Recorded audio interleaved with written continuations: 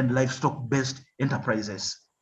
Everybody now agrees that you cannot do crops and see that and think that you're going to transform Karamoja sustainably. But the problem with the current development intervention is that the targeting. You cannot seek to target most vulnerable people with livestock. You cannot seek to target the way you target in the other areas, especially if you are dealing with agriculture, because Karamojong households are agropastoral. You need transformation which is built around, you need inputs which are built around the livestock-based livelihoods of the Karamojong. Many of those who have received livestock cannot look after the livestock, the improved livestock. A few people have benefited and they realize it is important to improve the breeds, but not everybody can manage. You see, there are a number of things if you get improved livestock breeds, whether they are goats, whether they are sheep or cows, you increase on your costs in terms of veterinary health service, in terms of veterinary health care. Very few people can afford to provide grass and water all the year round without moving these livestock. So we have a problem of targeting, we have a problem of detail. The development policy making is changing, they're listening a little bit more, but we still have the fundamental challenges we have to deal with in terms of the detail. I think that there is a history of the process of development, and it has been evolving over the years. With the new leadership politically in Karamoja now, with the new minister, we have an opportunity to engage. I pray that the new leadership can listen a little more. The leaders we have had in the past, they have come with a mindset which is of settled pastoralists, of cattle, of crop farmers. We wish we can get a leadership which has a mindset which can listen more and they understand the challenges that we are dealing with better. Then we will be able to move. Over to you, Simon. Yes, thank you. And Remy is here to answer this question, but also to give you hope or pessimism in relation to your aspiration, that of hoping for better leadership. And I know there is an MP also on the show, so we'll give him a chance later as well. Thank you very much, Peter and colleagues. I think we need to go back to start from Montego, from Patricia's and all of us. When the guns went silent, when the KIDP, which was intended to make guns go silent, to remove the lawlessness in Karamoja, to remove the guns, legal guns from the hands of the civilians. What else do? We got 40,000 plus guns from, I imagine, 40,000 people. In the last 10 years, what did we do about those people? What was the expressions of how they can find alternative livelihood? We did nothing. We accepted that somehow they didn't even need the psychological, psychosocial support. They didn't need support in terms of alternative trades. We just left them their own hands. And these were people who are psychological, not disarmed. If you lose a pen today, obviously you will still have the skill to now read and write, or to write. That does not go. And what happens if you need to write? You will look for another pen. And probably that has led to the rearmament at the moment. Number two, when the guns went silent, some of us were excited and we engaged in the debate of organizing the management of natural resources in Karamoja, a unique pastoralism experience that we have grown up through. We thought even of pushing the Ministry of Agriculture or an office of the Prime Minister to bring a bill and a policy on rangeland natural resource management for the sake of Karamoja region. Because we had concerns, and we still have concerns, that when the guns go silent, we will have another insecurity, the insecurity of investors that come to grab the land from people, come to title rangelands in the pursuit of minerals, but while hoodwinking the locals. And obviously, probably that boils the question now today, the petition we submitted, where the executive, the president, has sent us a geologist to be the Minister of Karamoja Affairs. Probably the president prioritizes mineral exploration in Karamoja ahead of insecurity challenges that we are facing. So in terms of the policy focus in Karamoja, as Frank has said, it has not been concrete, it has not been distilled and clear, and we have not been listened to. We have not been listened to. When the first draft of the rangeland management policy came into place, it was more about settled agriculture, it was about farming, it was about fencing of land, and we had to reject it and to remain a draft. There was some revision in 2015, 2017 by some guy from Ministry of Agriculture, but it was again turned into this project you call the Resilience Management Project. And that was actually the implementation. It was actually the details of that resilience project is a part of the rangeland management policy. But again, it is still was largely agro-based, rather than, I agree with totally with Frank that whatever industry, whatever initiative policy initiatives we want to do around Karamoja in terms of policy, the development policy agenda, it must rotate around the livestock. It must be ringed around livestock at the center. Because pastoralists have cumulative experience, cumulative knowledge, cumulative understanding of how to survive in such a fragile environment with their livestock.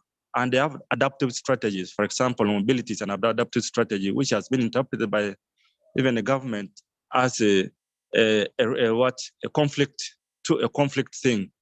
And also it has, because of the other pastoral, other neighboring districts changing their way of life, going to growing rice, going to growing a lot of other perennial crops like cassava. So that even though those opportunities that the Karamoja used to benefit from through mobility in the dry season, they have even been locked out. So that we are viewed now as mobility as causing insecurity. So if really the whole environment of policy is not understood, and this is reinforced by the perceptions and assumptions and unfounded statements of the policymakers in place, or the politicians who come, like, for example, you have ministers who come with very little information and geography, unique history of Karamoja, and they start making statements. You people must settle. We have built you a dam, as if water, and it's where livestock only take water, and they can sink a dam anywhere without even knowing the fragile environment around it. How long will the grass in that area survive? We're not even sometimes consulted. They just map it in the Ministry of Water. They see where rivers converge and they just go and dig it up there, but without even looking at the ecology of the area in that perspective. So to clear apart, we have been engaging government and trying to tell them, look, to begin to understand and change Karamoja is an engagement that should have done. We missed an opportunity of the last 10 years. We could have done a lot to capture those people who had given up their gun, either both peacefully and forcibly, to engage them in alternative livestock enterprises. We missed an opportunity during this peacetime if we had a strong Karamoja ministry that could have advanced policies, that even could have gone ahead to revive the act, the Karamoja Development Act, which is in place. It's a law to say that this is the basis, this is the fulcrum through which we are going to look into the Karamoja thing. In a meeting we had in Moroto, Karamoja Policy Committee, chaired by the Ministry of Karamoja Affairs, we wanted to revive the Karamoja KDA Act and put resources through that framework. But we were surprised that there was a move even to come to Parliament to actually to remove that act from the books of law in the country. And we resisted that move a few years ago. So there has been a interplay when people come and say, okay, maybe this is what they need. And others come with sympathy, or they give them food. Others come, okay, maybe they need just this kind of one cow or one goat, and that's it. It has not been a concerted effort. Like, what would we would have had a policy, for example, to engage with the disarmed youth and those former illegal, the owners of former illegal guns. Have a program that is called, like the one we have, the Sage program for the older people. It's just based on the years. How old are you? 60 plus. Okay, receive 25,000 a month. What did we do about the 10,000? Nothing. And now, what have they done to the peace, the peace that we experienced for years? Because of a number of factors, including the laziness and the ignorance of some of the security agencies, they undermine this kind of incidences as isolated incidences, and they still report them to the president as isolated incidents that they don't amount to much. The way, like, for example, a very recent example is the way Apana Luke was killed. He was killed in Loreneshora where there's a police station within a stone throw away, about 200 meters. He was killed. He was killed in just behind a barracks. There's a detached there. How can guns be on and on for for 1 hour? And nobody came to intervene because they was considered those are the Karamojong. Those perceptions, those are civil Karamojong, they are sorting out their issues. Why should we go to die for them? Why should we die for the cause of the Karamojong? That kind of mentality within even the people who are supposed to work with us to ensure peace and security. I don't know why they don't do it in Kampala. And when they hear that the shop is being broken or that bank is broken, why don't they say that's the mentality of that's the problem of the people. They are stealing money from the bank. They didn't do it. Why don't they do that? For some reason, the perceptions and the prejudices how people come to work in Karamoja, even within government institutions, goes ahead to undermine the little efforts that other people are putting in place. And if the authority that be could for once at one time create a ministry called Ministry of Anti-Nomadism, what do you expect? You know, that lack of clarity, policy clarity at the highest level is what you really must question. And I think, for example, it explains why geology is being brought to Karamoja, because the concern is minerals. The area of geophysical survey is being funded. These things are going on. But nobody seems to think the insecurity in Karamoja and the death that Simon Peter is talking about seems to fly under the radar. And this is what hurts us. It hurts us that whereas we can have the capacity and the resources to, the opportunity to participate in this process, we're actually being pushed aside. And this really is what really makes some of us very sad. And through us Parliament, I'm happy now that I'm the chairman of Karamoja Parliament Group. The kind of focus the new members of Parliament have, the unity we have, I think this is an opportunity that we can bring to bear. For example, Simon Peter, the petition that the people of Morota have sent, it arrived quickly. We're able to print it. We're able to send it, run it to the Speaker's office. We're able to get it to the Committee of Appointments within 5 minutes. This is the kind of unity that now is exhibited by the new leadership. And I think there is an opportunity here. There's not much loss, but we will continue to advocate and talk. After all,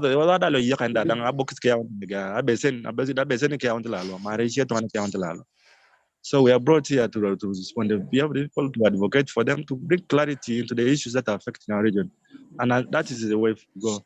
Yes, thank you. Remigio just shot waved there and said all of us are voted. So, and I saw both Patricia and Whereas are raising their hands. May you have just a minute each, and then after your 2 minutes, I will ask the technical person here to bring Oya up on the list of panelists, and then we hear from the elder. At this point, we will try and focus on the more important issue of security and what might be an impending disarmament.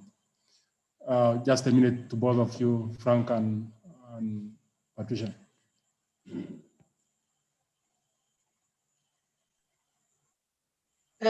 Okay. Let me just pick up quickly from the issues Remy just raised. I would totally agree that perhaps all is not lost. Normally, issues regarding transitional justice can always be picked up at any point in time. Right now, I just heard Remy talk about if we were able to capture and document, for example, people who gave up their guns by then to government. And remember, there was a promise to compensate them, and all of them were not compensated. People who lost livestock, there was a promise to compensate them, but that was not done.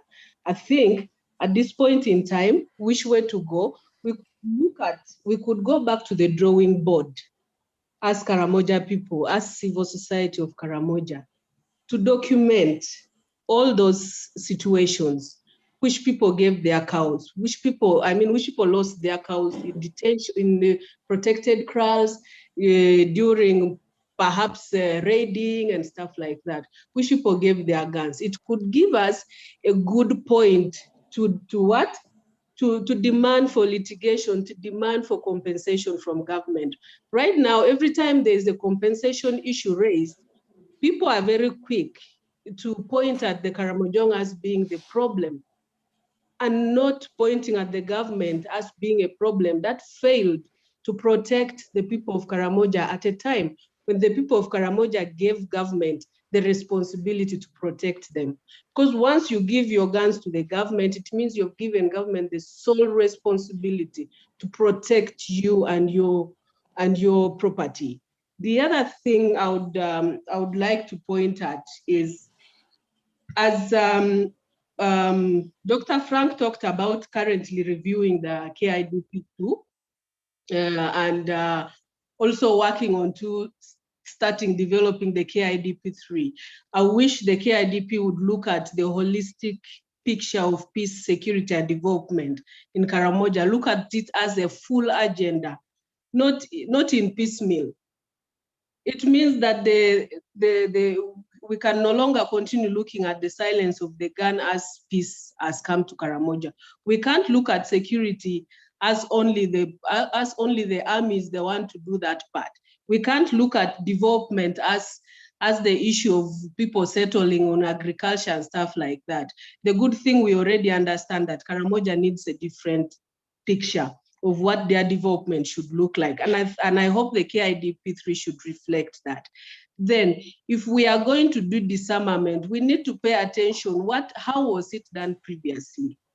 We know very well, and a lot has been documented on how it was really problematic.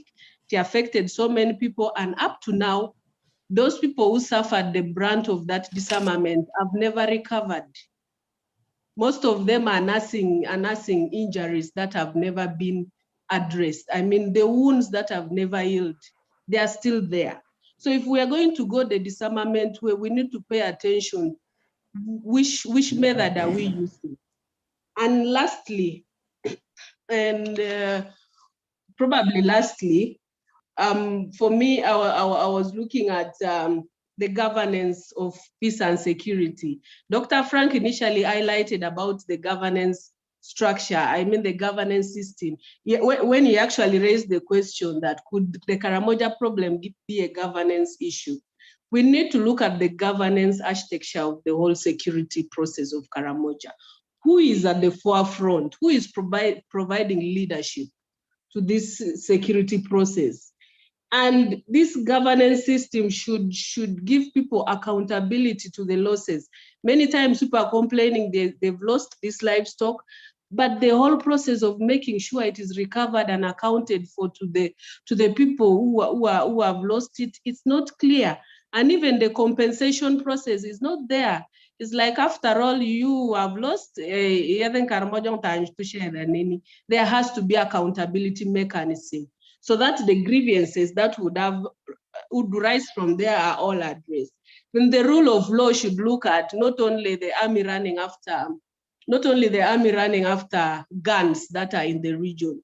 What about justice for those who end up losing their livelihoods in the process? What happens to them? Those are the things that the rule of law should look at. We are not only chasing after guns, we are also chasing after the livestock, which is a livelihood of the people, and it's the subject at the center of the conflict in Karamoja. I think I will probably stop there, but please train the army in tracking livestock. Our local people know that well, and they can be part of the process. We are coming back to this, Patricia. Let's have Frank have his 2 minutes. Thank you. Simon, thank you. I would have wanted to listen in so that we give opportunity to the others to speak, but quickly let me say issues. We need a different form of engagement between the military and the communities and the local leadership, political, cultural, as well as religious. We need a different form of engagement. There is the trust has been lost, and it cannot be, you cannot start from where it ended the last time there was a meeting which brought together all the stakeholders. It has to go.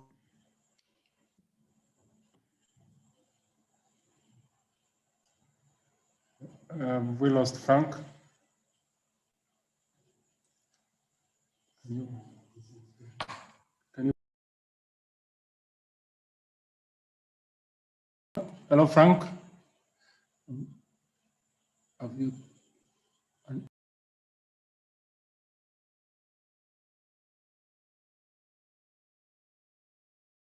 Frank.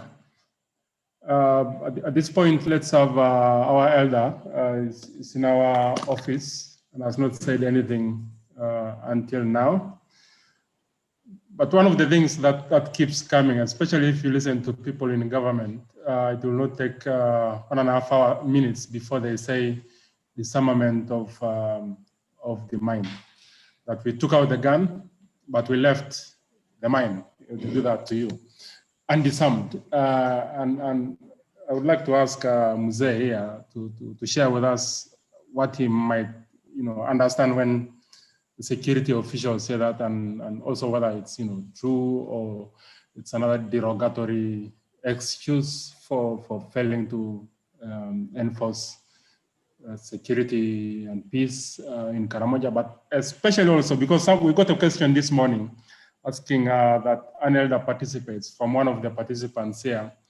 And so we honored your request by asking our senior elder to join. Please talk to issues of community engagement and give us the real situation, how it looks. Some of us don't have access as you do. Thank you. Just for 3 to 5 minutes. Thank you very much.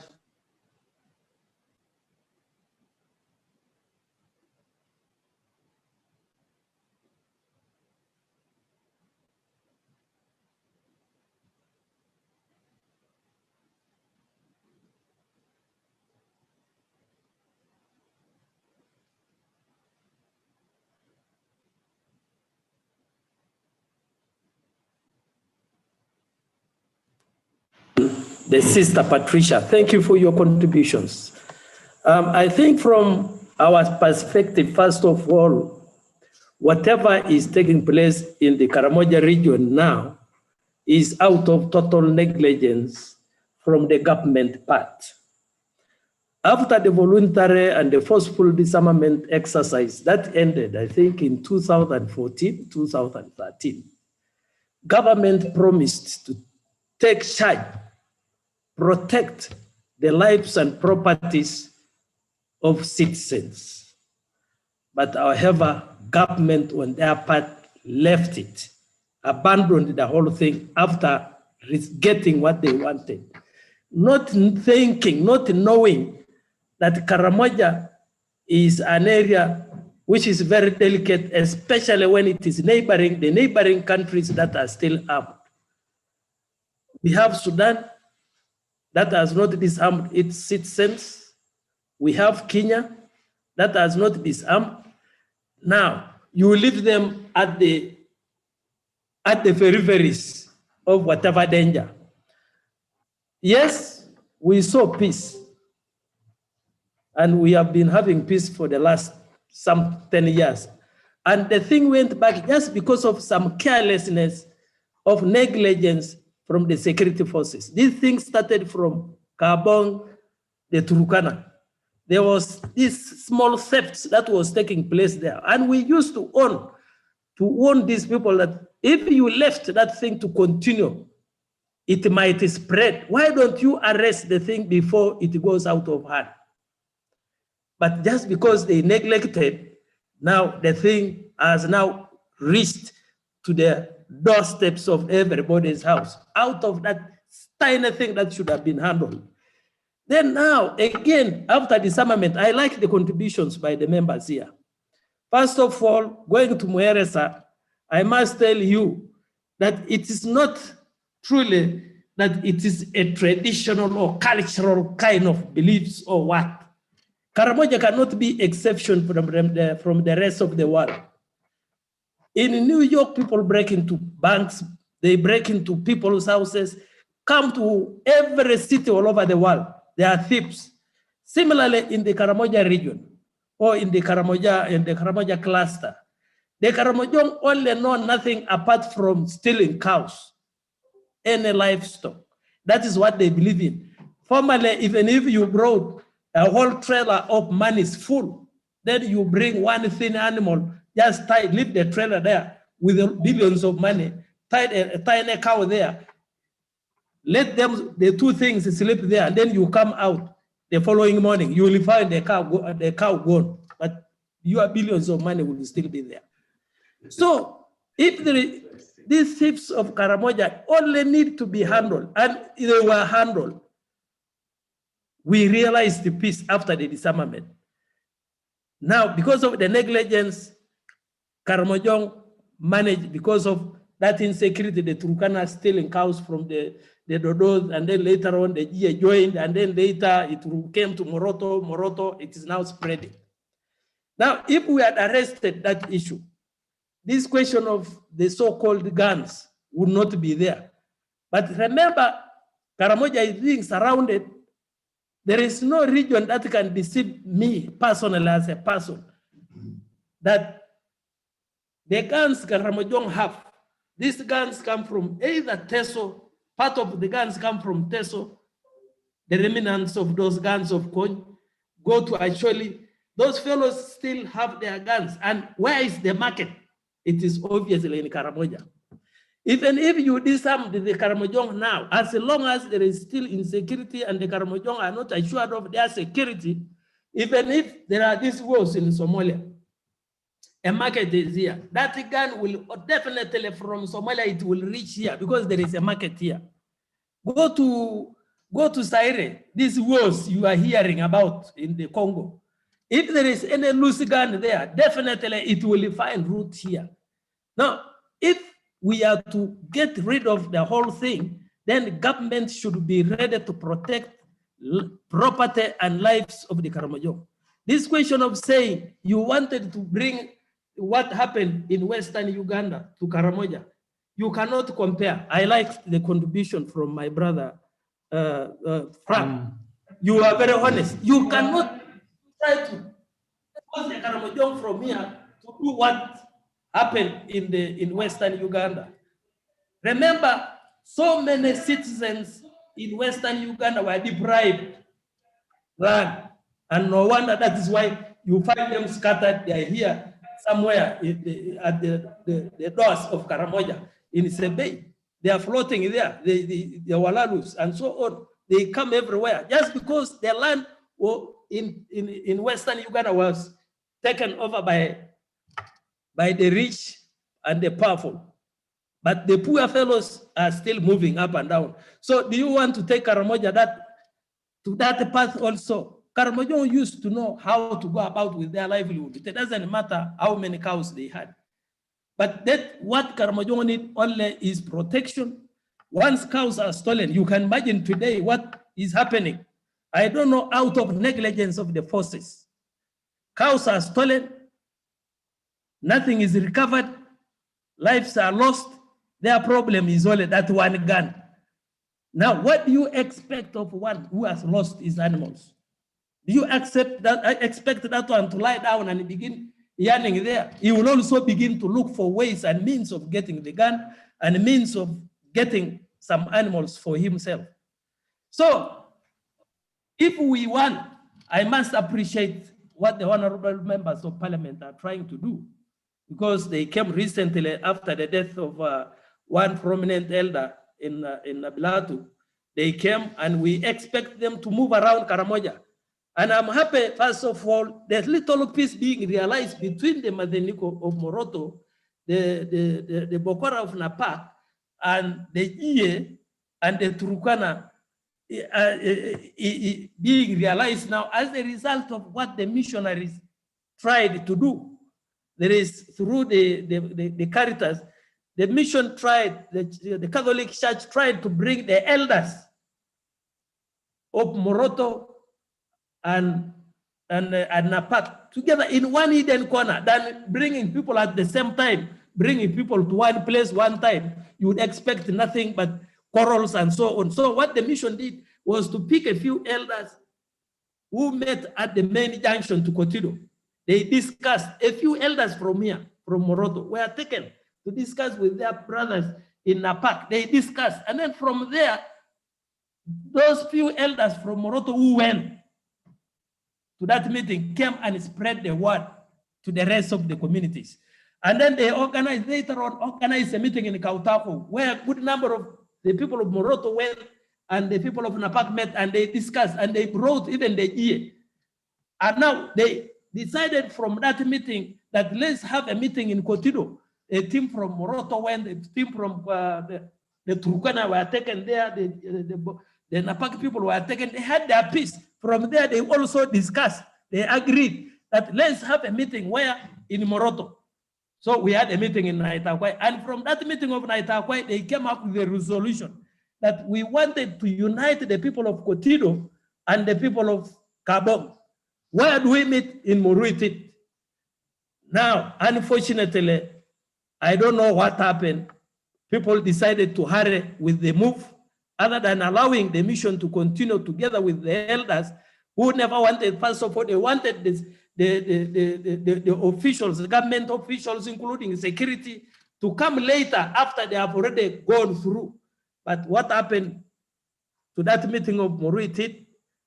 They hurried, they took to Kabong, where I am told they had a lot of wrangles because those fellows were still wild. They had not agreed as we started from here. Thank you so much, Elder Jackson. Also highlighting processes, ongoing processes towards ensuring that there is collaboration or that our people are talking and there is a dialogue to resolve these things. Again, back to the panelists, and I know that there is a number of questions coming from the chat. First of all, I would like to apologize that I think the division commander has not found time to join us. He's probably busy in some other activity, but we had invited him and he had promised to join. Nevertheless, we'll get to him with the result of this meeting and he will join us in the next engagements. To both Frank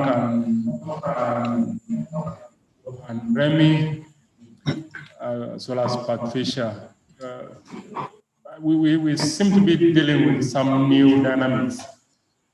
Not least among them is the issue of commercialization of livestock. It's also coming from the chat. And this is an issue, this is new. The objectives for raiding today, unlike the previous one, seems to be, to get resources, to sell off livestock and not exactly to keep them.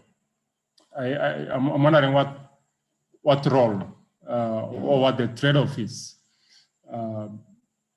between security and commercialization and all of these illegal practices. And I think was it in the media yesterday that I read that some region in this country is complaining there is FMD from Karamoja, maybe because our livestock is heading there.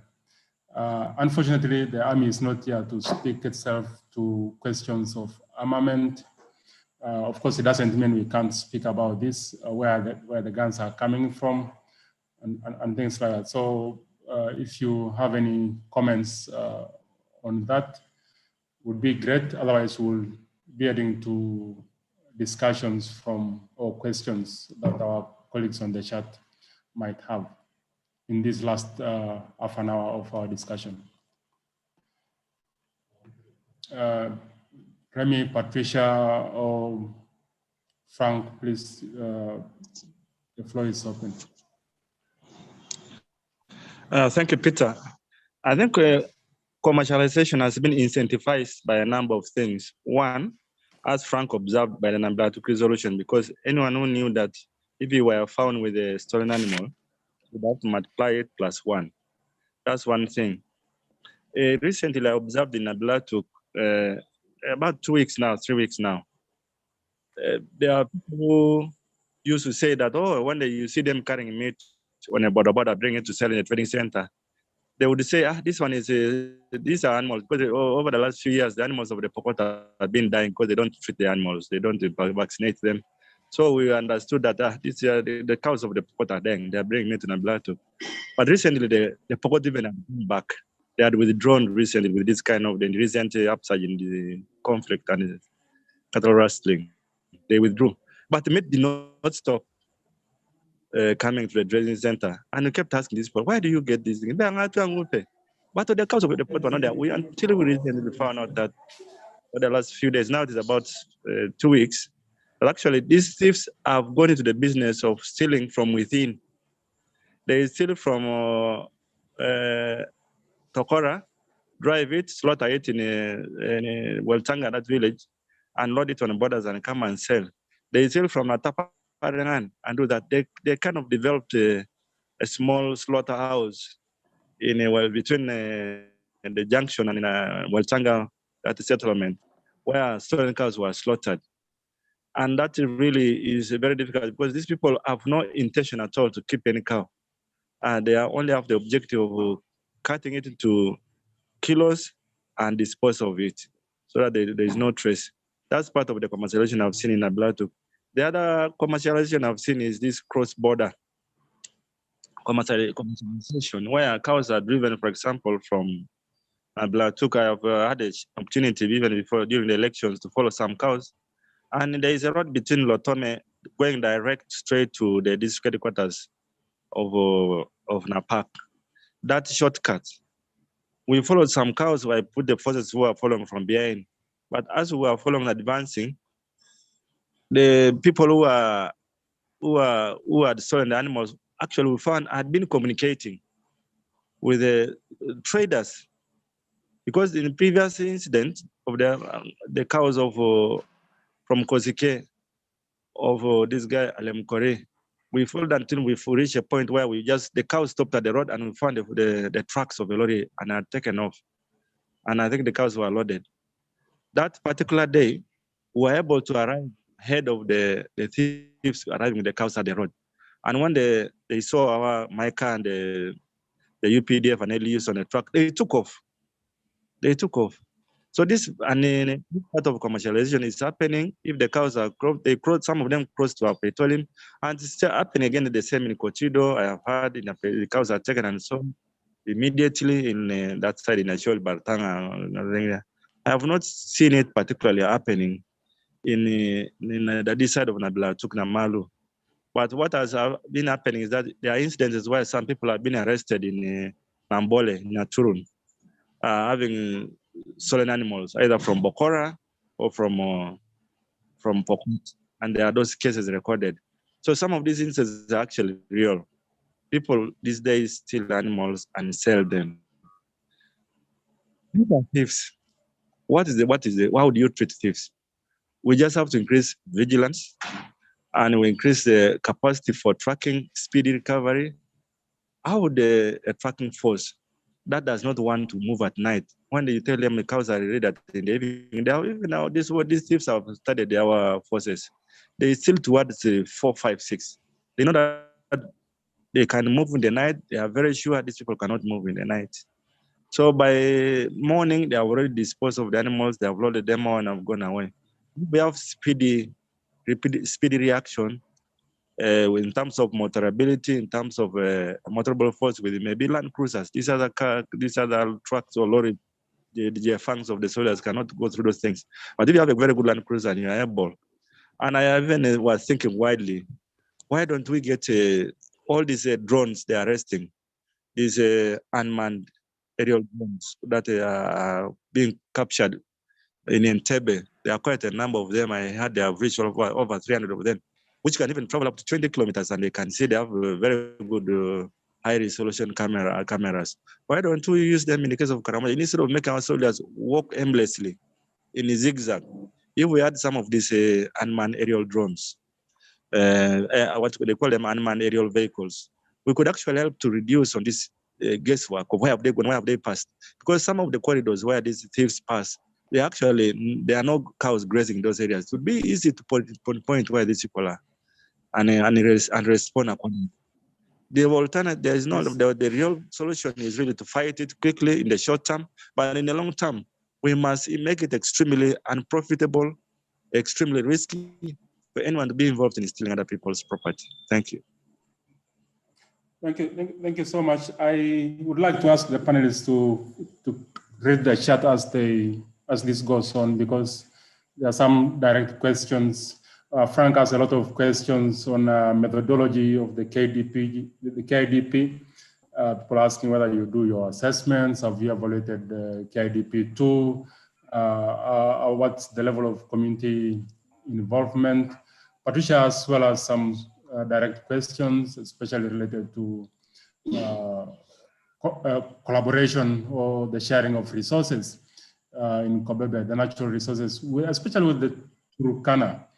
And I think in a conflict like this one, there is definitely a lot of stress and problems related to natural resources, to water and other pasture.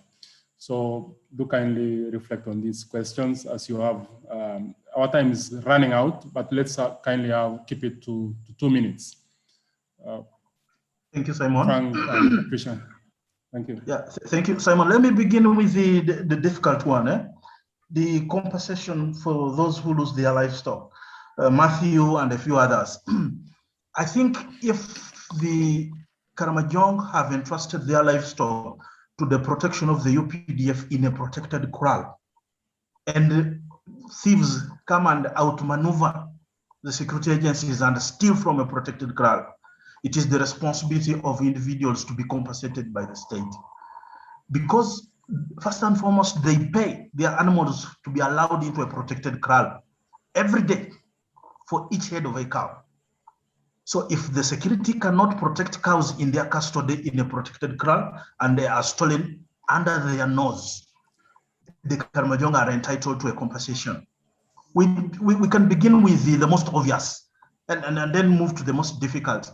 Even for those that are outside the protected kraal, it's the responsibility of the UPDF to provide security. They should be compensated.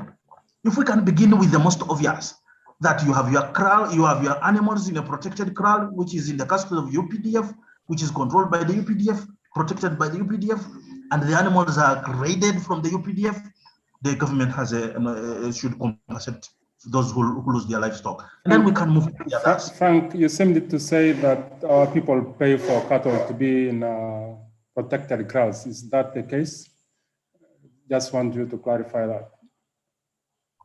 I have it on good record that in some protected kraals, they're asked to contribute something.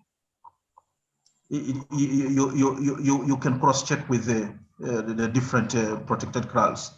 Some of them, it may not be the case, but in some, they are asked to contribute for them to be able to register their livestock into the protected kraals. But this constitutes a dereliction of duty. If it's payment, and it's fine, but don't you think that's the big problem? The bigger problem is livestock get lost in the protected kraal, which is under the custody of the UPDF, protection of the UPDF. We can start from there and then move to the most complicated ones. Number two, the views of the Karamojong into the KIDP2 and KIDP3. We have a draft KIDP2, and I'm going to share my email so that whoever is interested in engaging in a summary, which I will share, but it's not my document, it's OPM. We can engage as many people as possible. It's an OPM document, as many views as possible. We were in the process of reviewing and collecting information with the district sector heads. We received a lot of disappointing responses from the district sector heads in Karamoja. We were embarrassed in Nakapiripiriti. The district sector heads in Nakapiripiriti, Nabilatuk, and Amadat refused to cooperate with us because they were not paid allowances to attend meetings. Amadat didn't submit anything. Abim in Kotido, they completely refused to attend the meeting. Their cow told them, you can't attend that meeting. He needed the PS of OPM to write to the cow of Abim in order to permit the sector heads to leave the district to come and attend the meeting we had in Kotido. So sometimes we blame OPM too much. Our own sector heads who are employees in the districts have not been very cooperative.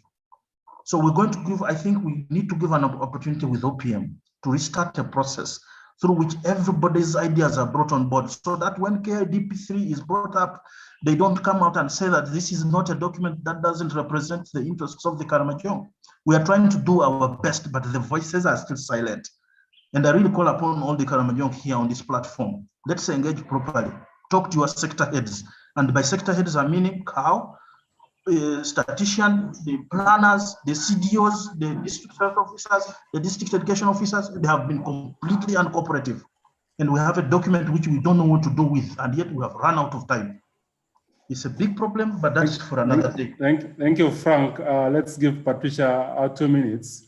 After Patricia's 2 minutes, I would like to randomly ask the rest of the participants to raise their hands and answer this question. What's going to be your role in disarmament, as I imagine it's going to take place? And what might be the bottlenecks that we need to be aware of? I know someone is posting some difficult questions there, and maybe Patricia grabs this one on the question of the gun and power and our natural instinct and appetite for power. Maybe Patricia also grabs that, and it comes from Olive.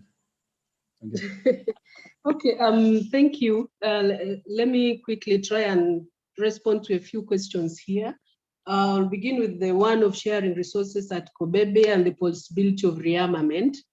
Of course, definitely, once government does not, first of all, secure the boundaries by making sure that with people coming in, of course, we cannot stop, for example, the Turkana from coming to share water, pasture, since they have been grazing together for centuries. We cannot stop them. But if government was very clear on how they come in, it would have saved us a lot. For instance, if you're coming to stay in Kobebe to access our resources, then please leave your gun behind, because here is a gun-free zone. But I think we just let them come in without really paying attention to that part. If we paid attention to that, we wouldn't really even be discussing this whole thing. But I think moving forward, that is one thing government should pay attention to. If Turkana come in, please leave your gun behind, come and graze and go back. Of course, we cannot stop pastoralists from sharing those resources. And someone asked about the role of women in the whole peace building process of Karamoja. Definitely, if we look back to the times before disarmament happened, when we had the conflict happening, but also there were a lot of peace building processes going on, you find that women were involved in blessing men to go and raid, for example. They were the ones who were instigating. They were the ones, they are the ones who mourn and cut their hair. They're the ones who do a lot of ceremonies to either bless or curse whatever has gone on. I think even in the current situation, women still have a critical role to play. First of all, they should be part of the whole dialogue processes happening in Karamoja. At the end of the day, the whole impact of conflict, killings, losses, and all that, it affects women equally. So I would appeal that they are part of the entire process of the dialogue happening. And secondly, all the advocacy efforts should involve women. Because they cry, they can appeal to their husbands, they can appeal to their sons, not to go and raid, not to do this, do not make me a widow, do not make me do this. Women can appeal to that conscience and bring the men to book. And then they should be part of the security processes. I mean, the security management committees. For instance, if you have a sub-county security committee, are women part of that picture? If they are there, then they should be able to bring in some unique conversations that if they take back to their homes, probably their husbands and sons will pick from. So they are critical in this whole thing.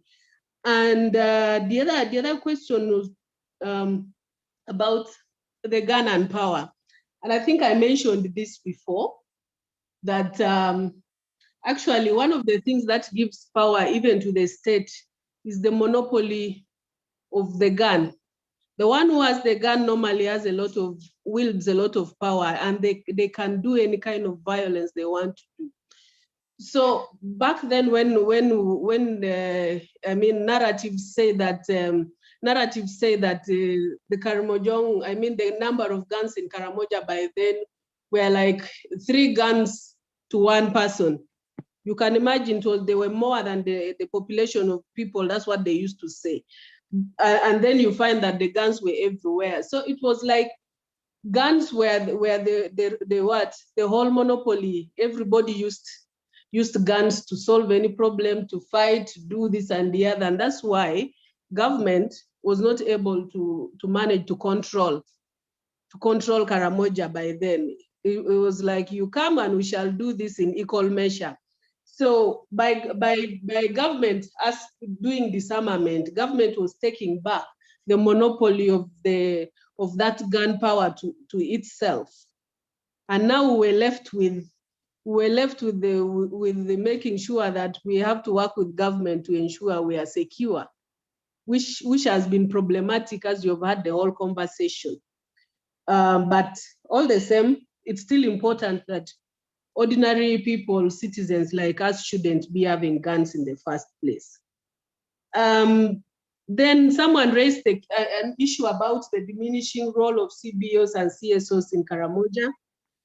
Definitely, once government had declared that disarmament was over and that the gun is silent, everybody assumed peace was in Karamoja, and peace building started shrinking completely. The vibrant civil society voice that was there before disarmament, where you'd really hear a lot of dialogues, conversations happening here and there about peace building, it just started shrinking and going down. And right now it's evident that you only hear probably KDF as the one trying to keep the voice alive. But I would really appeal to all the CBOs, even those that were formed before for peace and stuff like that. If we could all reignite this conversation and escalate it, at national level, global, and all that, we can be able to ensure that a number of grievances against our people are well addressed, and that we can then be able to build a society that is now moving to sustainable development. If all the civil society organizations do not get up to join this conversation and support KDF alone cannot shout, because that voice is so faint, it is so small, it's not even hard enough. We need all the CSOs, CBOs to get back to this conversation and make sure that we are demanding the same sustainable peace, security, and development for our region. Thank you. Thank you, Patricia. At this point, we will go into the plenary. We will try and give you 60 seconds to say 5 to 10 persons. And I really mean 60 seconds to give their comment or question. And so, of course, Zoom gives us the tools to mute your mic. Please bear with us. Kindly keep your questions sharp and to the point. I am not seeing any hands. Everest, lower your hand and have your 60 seconds. Yes, thank you, Simon. Can you get me loud and clear? Yes. Yes, thank you. I want to give this background within the small time that I've been given. I want to actually put the statistics clear. One is that we as the Karamojongs contribute 19.8% of all the cattle in Uganda. 60%. Hello, Everest. Oh, Everest seems to have a bad network. Can we ask Joseph Lolek to have his 60 seconds? Are you getting Everest will come back to you. Joseph Lolek. Yes, thank you everyone for coming to the discussion and participation. I'd like to respond to Frank Frank was saying that the people should contribute for animals in the protected kraal. And yet it's the same army that coerces people to bring their animals to the protected kraal because so that they are fully protected. And then there are these other rumors, there are these other stories going on that for every livestock in a protected kraal, when you want to go and trade it off, you have to share the money with the military. Is he supporting this? Thank you.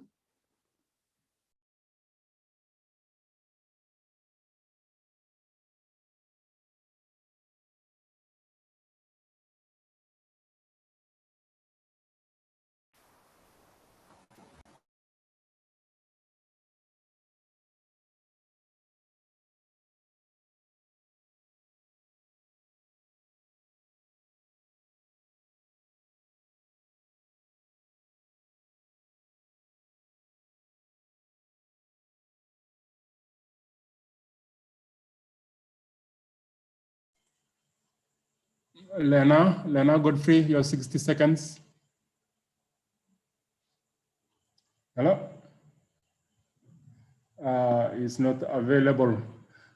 Frank, we shall come to you. You'll answer that question in your closing remarks.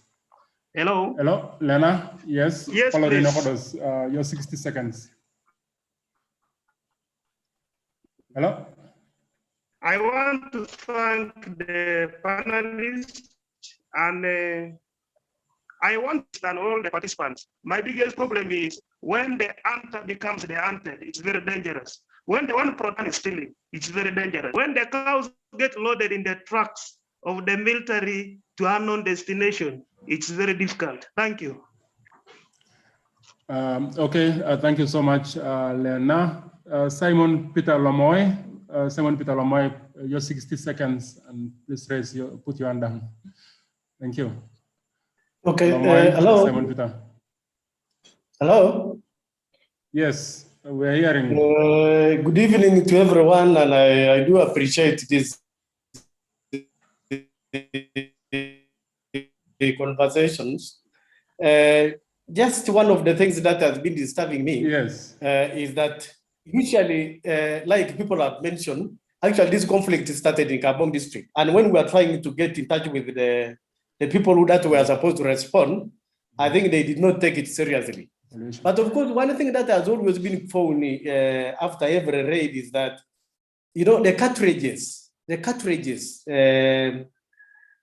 you know, in these places are so many. And when we pick them and look at them critically, we find that these are, you know, ammunitions that have been manufactured within this country.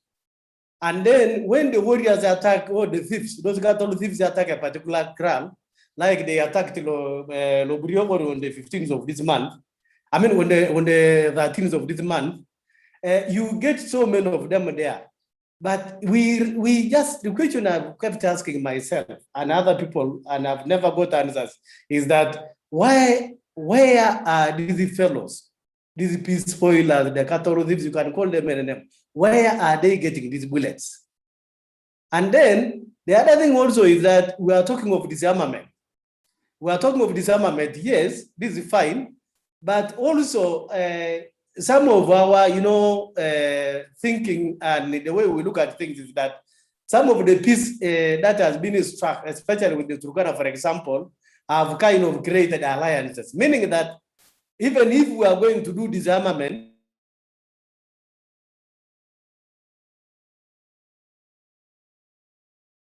technician to cut you off. Let's have Lopeyok. Lopeyok, you're raising your hand up.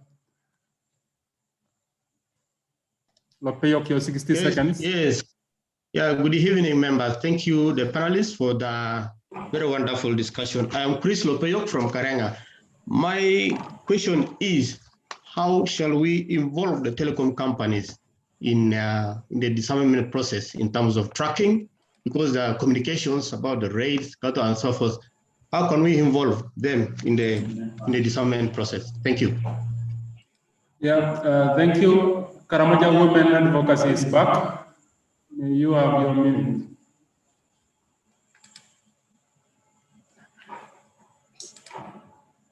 Hello.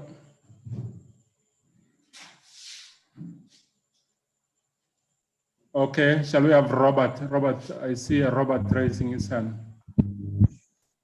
Well, thank you very much, the organizers, for this great meeting. I just have a number of questions.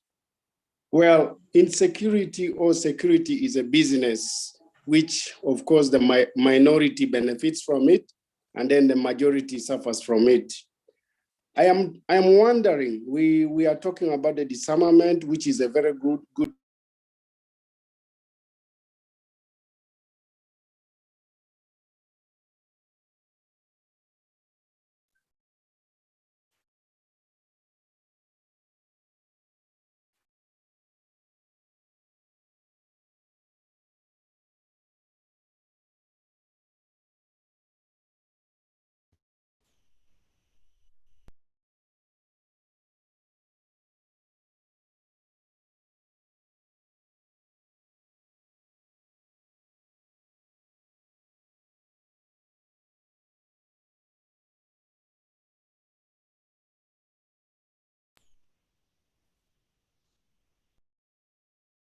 Simon, what is happening?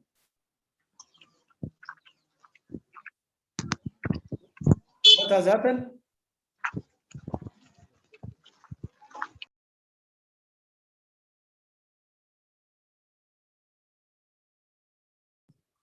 It seems it has clocked the time because it was supposed to be from 2 to 4. We can still hear you. Hello? I'm not sure if my question was delivered though anyway. I am just trying to, hello? We can hear you, admin. Where is Simon and the team go? Hello. Yes, Sorry, where have you gone? mic was muted. My mic was muted. I had asked Patrick a joke and Rosemary, and I see a Kurut, and I see Esther attempt. This will be the last speakers. All right, thank you, admin. 60 seconds each, yeah. I have a follow-up question for Frank. He talked about protected kraals. I have two questions. One is, are there protected kraals throughout Karamoja? I come from Abim and I'm not aware of them. If they are not in some parts of Karamoja like Abim, can they be extended to these places? The second question is, for animals stolen from places where there are no protected grounds, can we have compensation? And finally, what is the process of documenting animals or cattle stolen from protected clans and non-protected clans for the purposes of compensation? Thank you very much. Okay, thank you, Patrick. We go to Rosemary.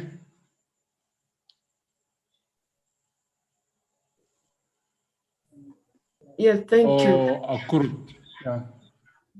Are you getting me? Yes. Thank you so much, Simon and members. I just have one or two questions, but the first one is to Frank. We have had these incidences when normally they are protected kraals, and sometimes you find out, or you find that when Just cut it. Rosemary, your network is very poor. Shall we have Kurut? That's 60 seconds. Thank you, Simon. This is to Dr. Frank. In the past, during disarmament, we were told that there would be chips for tracking the animals. What happened to this? And to all the penalists, what happened to the tracking of animals once they are raided? I thought this would have been.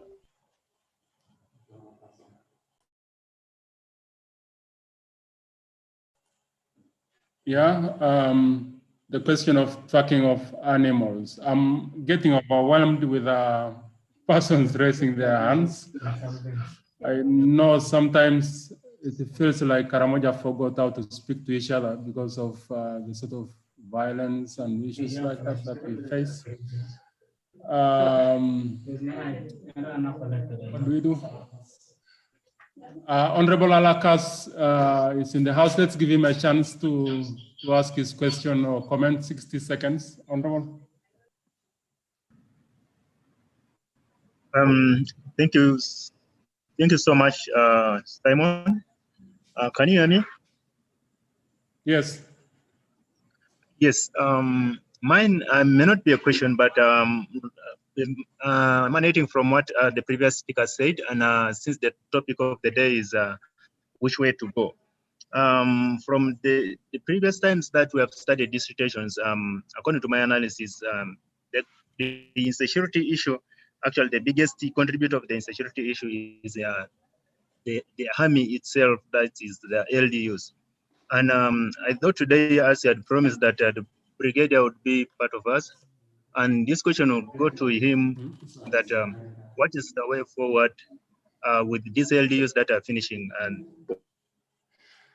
okay, looks like your network is terrible. Maybe Walakori Felix can take your 60 seconds. Felix, and you are the last one. Oh, thank you too. Mine, thank you very much, the panelists, and then bringing this up in KDF. This is Felix. Mine could not be a question, but I am just looking at like... Felix Walakori. Yes? Are you guys getting me? Your network is very poor. I know there are a lot of questions. We'll just have to create another time in the future. And about our technician will be running shortly. But the question of security and leadership in Karamoja, I just would like us to have the next 10, 15 minutes to discuss this. The panelists have taken your questions and they will answer these questions in their closing remarks. They will answer these questions in their closing remarks. I'd like to recognize that our MP, Honorable Faith Chona, has joined, and I think this would be a nice time to have as well. So on the question of leadership, it feels like our leadership has broken down, or at least broke down around the 2019 or even earlier, 2018, as to be able to rein in cattle thieves and to manage security. We might have some opportunities, we might have some challenges. But the best thing to start the discussion with is the item that we asked Esther Naboy to lead on, and she's going to read to us a petition that Remy earlier on referred to, and that has been submitted by Karamoja to government. Esther, are you on? And I hope you have good network. And then we'll come back to discuss the question of security and leadership in Karamoja. Sure, Simon. Hello? Hello? Hello. Yes, so Esther. I go ahead and read. Should I start to read the petition? Hello? Hello. Yes, Esther. Should I go ahead to read the petition? Hello? Hello. Simon, don't you hear Esther? I can hear her very well. You can't hear her? Esther, are you on?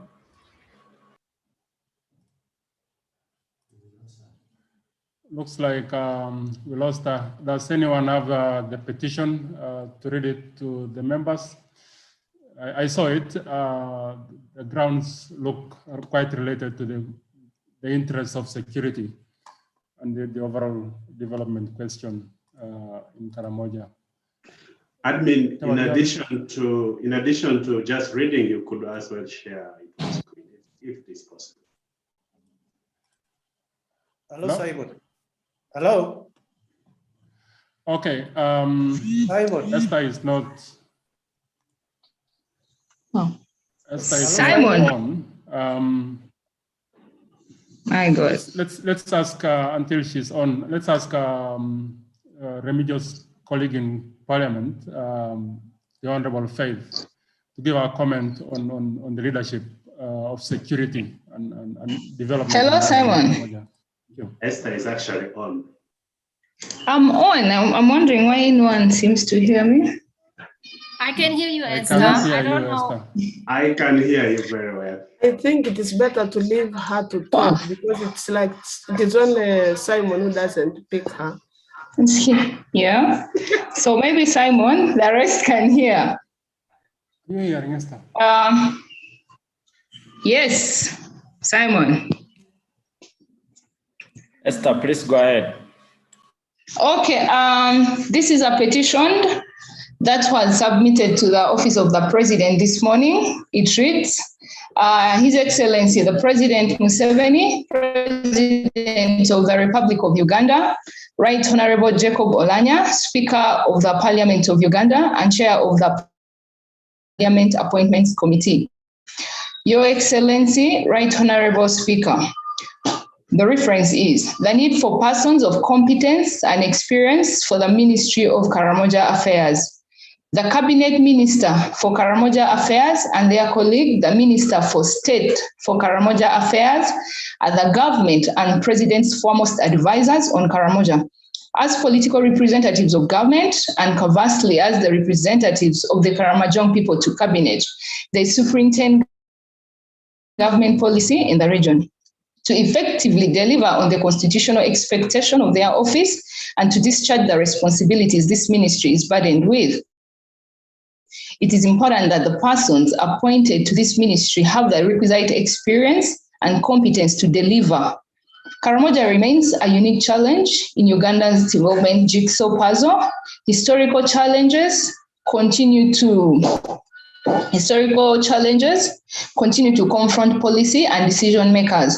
Problems in its socio-economic life manifested through its food security challenges, problems related to land rights and the nascent extractive sector.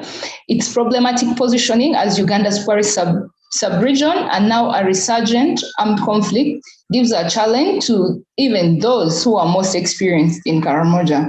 The person charged with the responsibility leads the charge against the above problems, must come with community mobilization capacity, historical grounding on issues, regional experience, and competence, which have been profoundly missed over the last 15 years.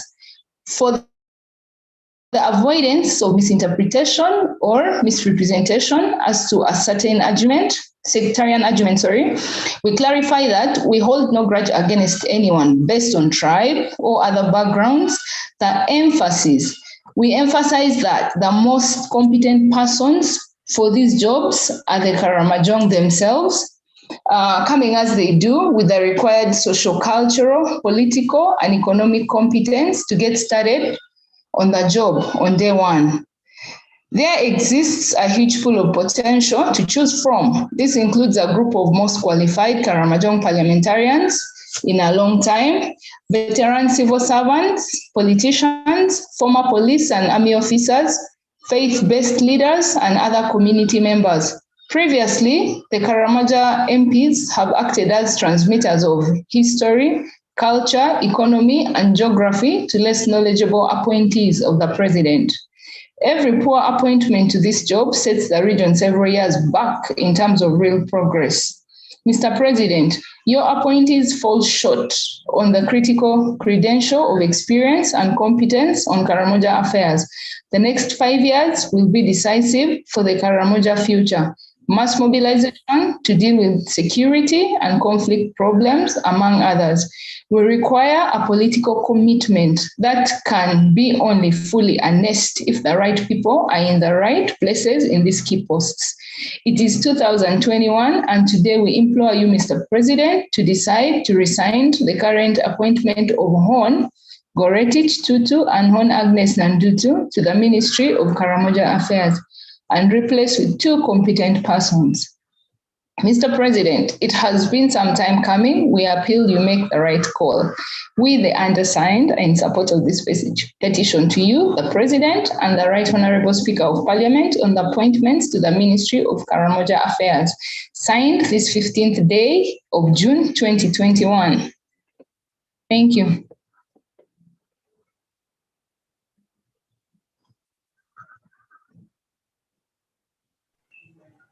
Hello. Hello, I'm done. Yes, I'm done. Thank you, Esther. How many people signed on the petition?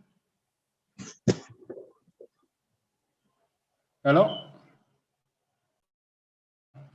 How many?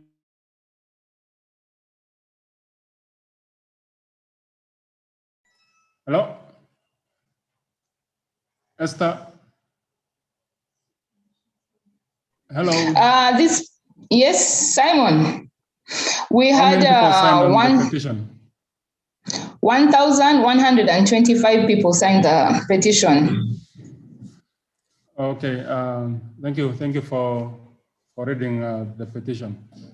And so we go to Honorable Faith, and with this, of course, the question of leadership and development, but also coming on the heels of what looks like a united Karamoja Parliamentary Group under the leadership of the Honorable Remy. Congratulations, Remy, by the way, I didn't say that yet. Faith, just 3 to 4 minutes. Thank you.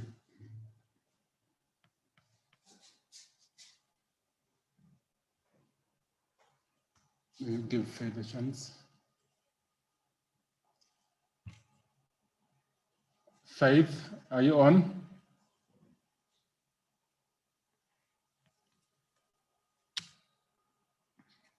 Hello?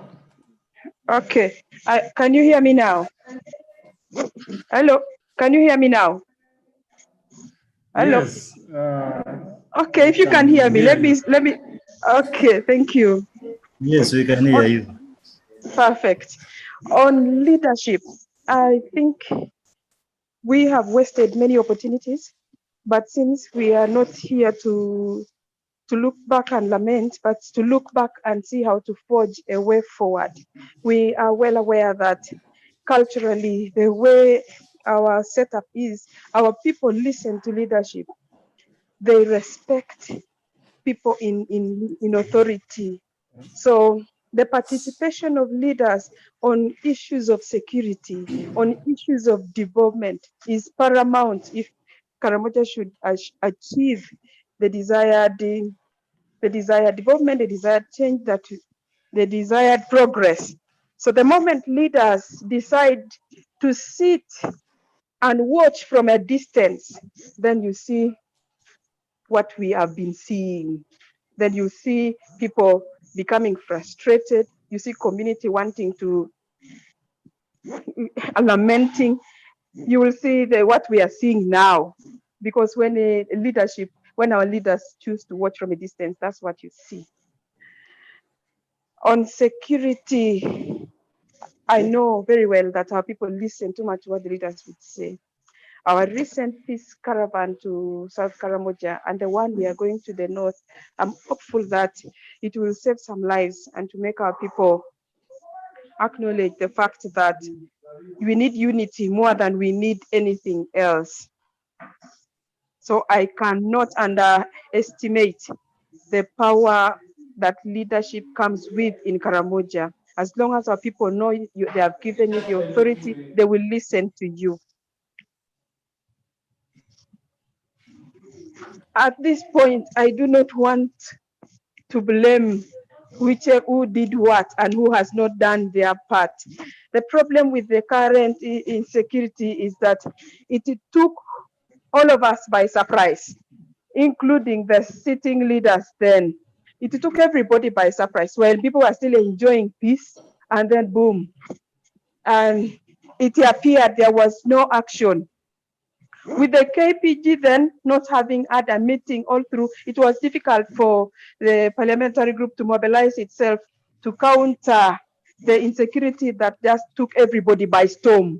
2018, 2019. Now 2020, people were already in for campaigns. Everybody was struggling to come back. That is how we got ourselves into this.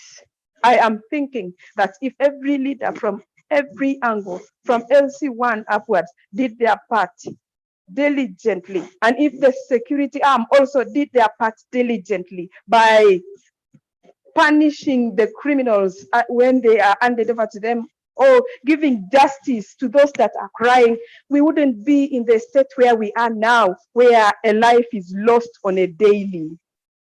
Somehow, because of that, we owe an apology to the people who have been hurt the most.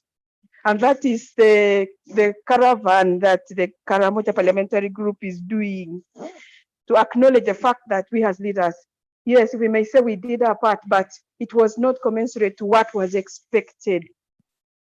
On the issue of development, my theory is that if Karamoja wants to watch development, other people coming to develop, there will be no development. We must get involved. We will be having the projects that we have now.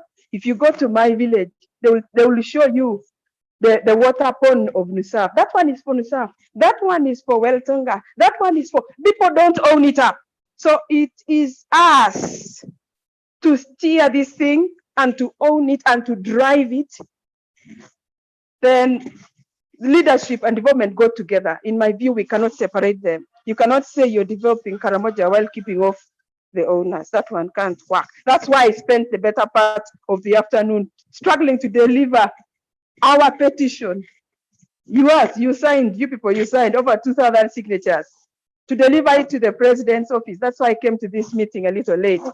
That is part of the work of the leader you elect. When you elect me as an MP, when you elect Honorable Remijan, everybody you elect, and there is a petition like that one from the people, we should own it up and move and ensure that it is presented to the office. That is our job, people you've elected us to do. So I made sure I gave my time to do it, and it has been delivered. What the outcome will come, that's not our problem. The issue is we have delivered. The unity of the Karamoja Parliamentary Group, we are committed. We are doing everything within our means to ensure that the Karamoja Parliamentary Group of the 11th Parliament stays united, because that's the only thing we have. That's the strength that we have to negotiate for the region. The moment we begin to split and fight each other, then nobody will listen to us. So for me and a few of my colleagues who share with me this idea, they know that we must protect Karamoja Parliamentary Group with all our energy. We have elected our leaders, 5 of them. Honorable Remy is our chairman. The rest of us are members, but we are members who are not going to sit and watch from a distance, because issues to do with Karamoja cannot be negotiated. We cannot compromise it. You cannot tell me, Faith, step aside because you are not this. No, because I have people who voted. Even those who didn't vote, the people who are listening, my population in Napaf is over 200,000. That is a big number of people to take for granted. So we are not going to watch. My chairman is listening. It is a difficult assignment for him, because there are things we want for the region and we will go for it. It doesn't now matter for us, the members of Karamoja Parliamentary Group, whether it is an issue for Kotido or an issue for Moroto or an issue for Napak. Districts do not matter to us. We want to join together as a block so that we achieve what we need for the region. Thank you, Simon, for giving me the opportunity to speak. If there is anything I have missed, please remind me.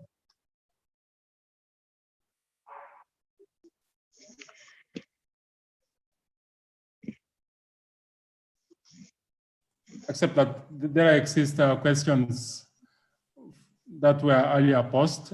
We have our 4 panelists.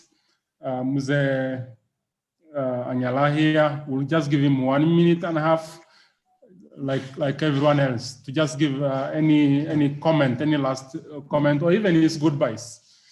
And as he organizes through that, shall we have Patricia Frank Muereza and Honorable Remy, just 1.5 minutes each. The technical person will cut the mic at some point. Thank you. Simon, maybe just information. Those who have been finished speaking could actually unmute.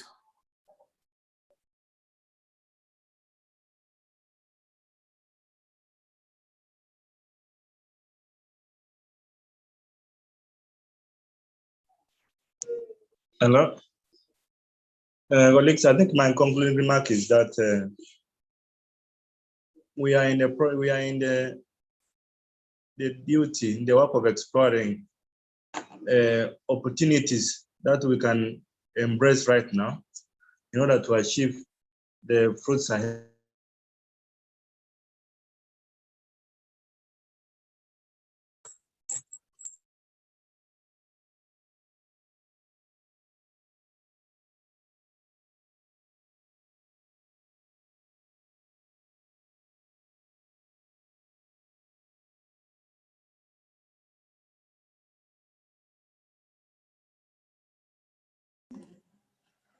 Hello.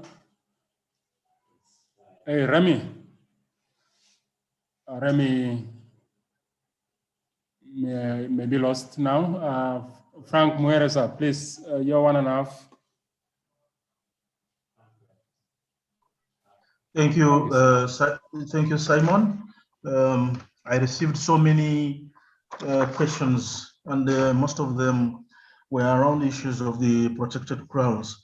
I think we need discussion to understand these complicated dynamics around protected grounds. But let me just mention that I think it is a responsibility of the government to protect the people and their property. And if anything happens, then people have right to ask to be compensated. The chips for tracking animals and what happened to them, I think there was a program for inserting molasses into the abdomen of animals so that they can transmit radio frequency signals. But that project, because it didn't involve local leaders and the communities, the poor leaders, it was never understood, it was misinterpreted.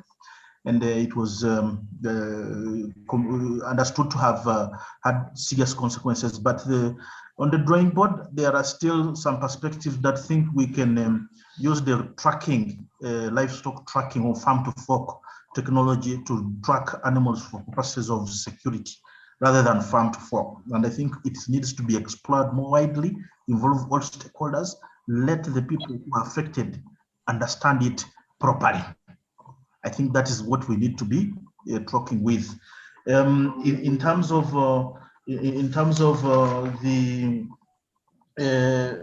households that have been affected by a loss of livestock, I think this is a discussion we need to engage with a little bit more because every household has been touched. It's as central to the heart of Karamoja as anything else in another part of the country. It cannot just be brushed aside. We need to do a restocking in a different way. We need to reward. We need to be able. We need to reinstall systems to put in place structures that make it possible to protect livestock, as it is to improve their breeds and quality. Thank you. Patricia, your 1 minute. We're really running out of time. Maybe even just goodbyes. Suffice for yeah, now. definitely. Thank you very much to the conveners of this conference for the opportunity to have this conversation, and let's keep it rolling. And just I would like to appeal to the civil society organizations of Karamoja, the CBOs, including our local NGOs and other peace actors. I would think that at this point in time, if there are any resources for us to look out for, would be resources that would help us document all what has gone on in the peace and conflict process of Karamoja, because then we need to be building a case for compensation. If we are going to have the next KIDP 3 happening. Yeah. I think compensation of people should be at the forefront so that we are building a system where there will not be a relapse to conflict again. So civil society, we have a lot of work to do. Let's really get back to helping people document this process and have evidence. Thank you. Yeah, thank you, Patricia. Thank you, everybody. I would like to recognize that Honorable Lojoko Tau is in the house. I apologize that it's not been possible to get everyone to speak, especially the leaders. Next time we'll make sure that you participate. Alakara no, yeah. So let's keep it up. We meet again next time. Greetings from the KDF. And the technician is asking that you put on your videos just so that you can get a nice picture. Please be nice as we expect. Yes, yes. Drop the videos. Drop the videos. Tell where is your video? Huh? More people, please take your videos. Put your videos on. You put mine off. You put mine off. Put it on. Seba, put my video on. Okay. I'm not seeing videos. Rosemary, Vincent, Patricia, Corian. Bye-bye. Bye-bye. Thank you for the good job. Okay. Bye-bye. Bye-bye. Bye. Oh, Sidonia, welcome. Bye-bye. Bye-bye. Welcome and bye-bye.